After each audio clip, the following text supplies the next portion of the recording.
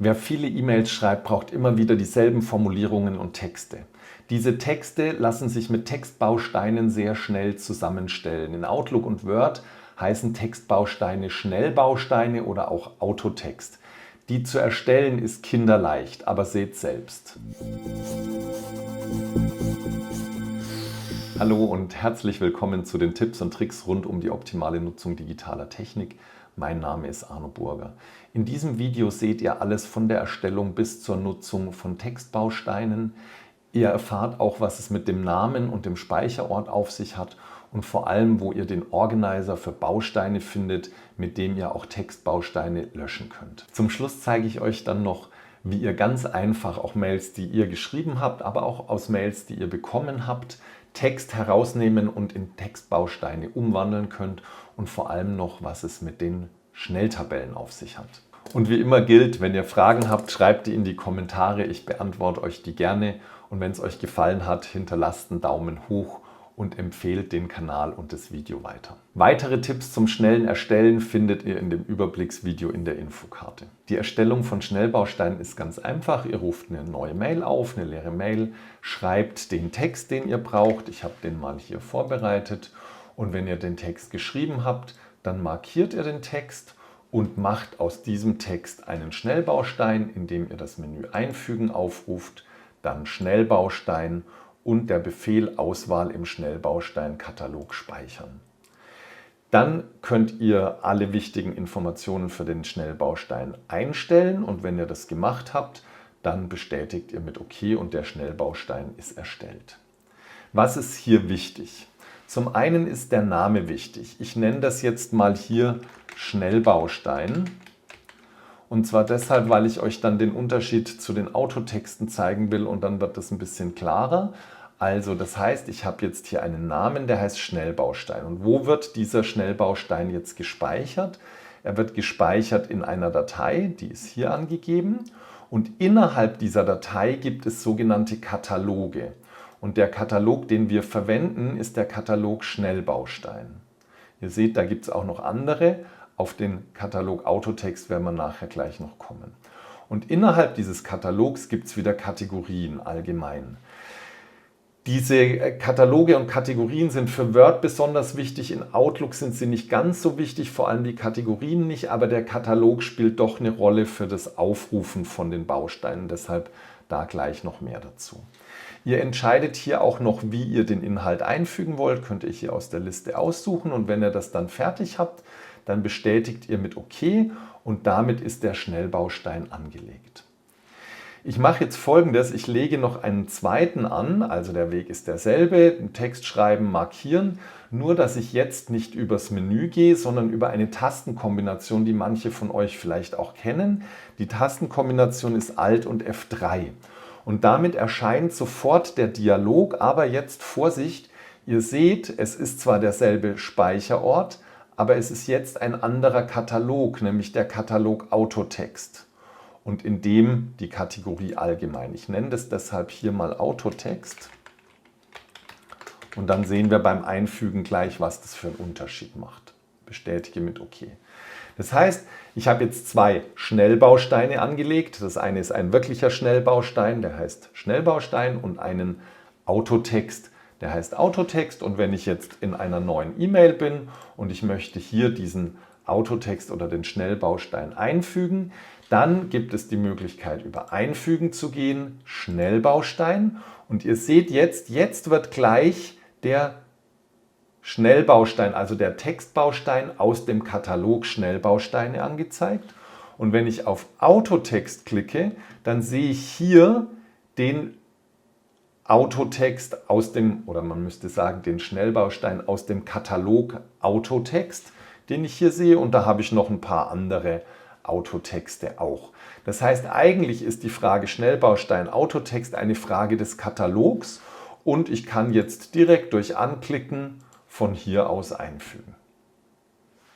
Wenn euch das zu umständlich ist und ihr den Namen eures Schnellbausteins oder des Autotextes wisst, dann tippt ihr den einfach. Ich tippe jetzt mal schnell und ihr seht ab dem vierten Buchstaben Deshalb sollten Schnellbausteine auch immer mindestens 4 Buchstaben im Namen haben.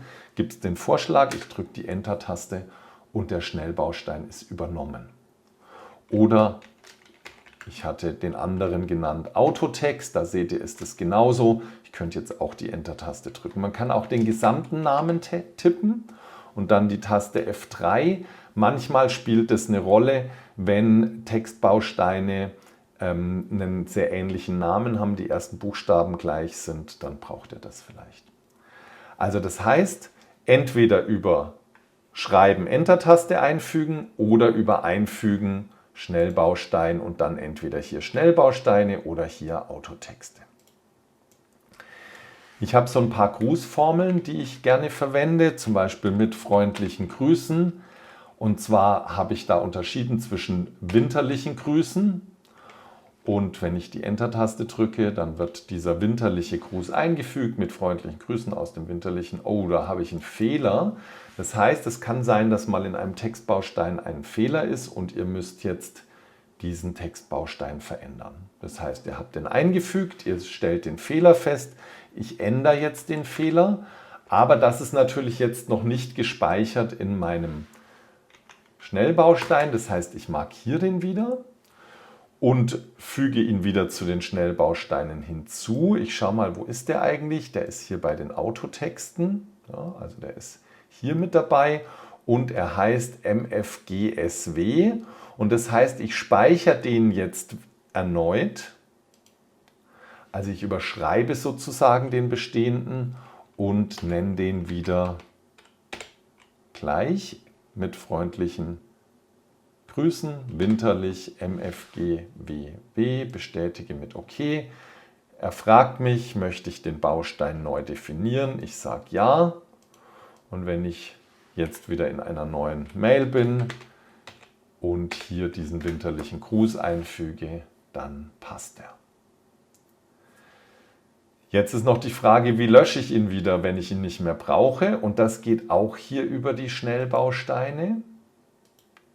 Und zwar klickt ihr, letztendlich ist es egal, welchen Schnellbaustein oder Autotext, ihr klickt den mit der rechten Maustaste an und wählt den Befehl Organisieren und Löschen. Und damit kommt ihr in den Organizer für Bausteine. Der ist sehr gut, um so einen Überblick zu kriegen. Wir sehen jetzt hier auch die verschiedenen Kataloge, also Katalog Autotext, Katalog Schnelltabellen, Schnellbausteine und dann später noch Tabellen.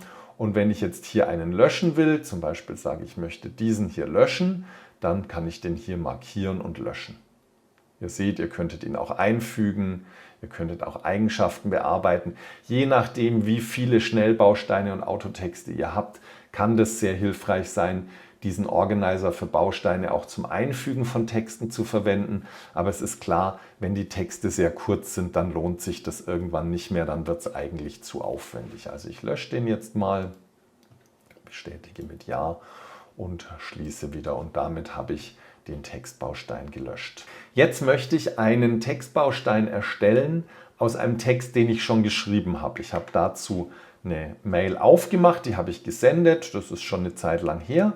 Und jetzt möchte ich einen Teil dieses Textes, nämlich diesen hier, den möchte ich gerne in einen Textbaustein umwandeln. Und wenn ihr jetzt mal schaut, hier oben, da gibt es zwar Nachricht, aber es gibt kein Einfügen. Wenn ihr jetzt die Tastenkombination Alt F3 drückt, dann habt ihr sofort die Textbausteinverwaltung mit dem neuen Textbaustein. Es ist jetzt der Katalog Autotext, den ihr noch ändern könntet und dann könnt ihr mit OK bestätigen. Wenn ihr den normalen Weg über Einfügen gehen wollt, dann müsstet ihr jetzt hier erstmal unter Nachricht verschieben auf Nachricht bearbeiten gehen. Damit wird jetzt die Nachricht in den Bearbeitungsmodus gesetzt, damit gibt es das Einfügen, dann gibt es auch die Schnellbausteine und dann könnt ihr hier in der Auswahl des Schnellbausteinkatalogs oder eben auch in der Auswahl im Autotextkatalog speichern. Also entweder Alt F3 direkt oder erst in den Bearbeitungsmodus wechseln. Da habe ich auch in der Infokarte ein Video dazu nochmal verlinkt, wie man den Bearbeitungsmodus wechselt und was da so für Hintergründe dabei sind. Und das geht natürlich auch mit einer E-Mail, die ihr erhalten habt. Also ihr bekommt eine E-Mail, ihr findet eine Formulierung da drin sehr gut und ihr speichert euch die direkt in eurem Schnellbausteinkatalog. Wenn ihr gern mit Tabellen arbeitet und euch Tabellen vorbereiten möchtet, die ihr dann genauso in eure E-Mails einfügt, dann gibt es dafür einen eigenen Katalog, nämlich den Katalog für die Schnelltabellen. Ich mache gerade mal eine neue E-Mail und wenn ich jetzt im E-Mail-Text bin, dann finde ich unter Einfügen Tabelle den Befehl Schnelltabellen und kann von hier eine vorbereitete Tabelle einfügen. Letztendlich ist das hier nichts anderes als ein Schnellbaustein, der aber im Katalog für die Tabellen abgespeichert ist. Das heißt, ihr legt eine Tabelle an, markiert die, drückt dann zum Beispiel Alt F3 und wählt beim Katalog aus, dass es sich hier um eine Tabelle handelt. Und damit wird diese Tabelle später, ich nenne die gerade mal anders, nämlich Beispiel, damit wird diese Tabelle später beim Einfügen Tabelle, Schnelltabelle hier jetzt als Tabelle Beispiel angezeigt und kann von hier eingefügt werden. Ihr seht also, die Schnellbausteine sind auf der einen Seite ganz einfach zum Erstellen, Einfügen und auch Bearbeiten und Löschen und auf der anderen Seite bieten sie unheimlich viel, sodass wenn ihr sehr komplexe E-Mails schreibt mit sehr viel Formatierung auch, ihr da auch sehr weit kommt. Wenn es dir gefallen hat, ist jetzt ein super Zeitpunkt, einen Daumen hoch dazulassen und wenn es auch anderen gefallen könnte, die du kennst, dann empfehle doch das Video gerne weiter. Fragen schreibt ihr unten in die Kommentare und dann bleibt mir nur noch, euch viel Spaß beim Testen, Ausprobieren und Anwenden zu wünschen und bis zum nächsten Video. Euer Arno. Ciao.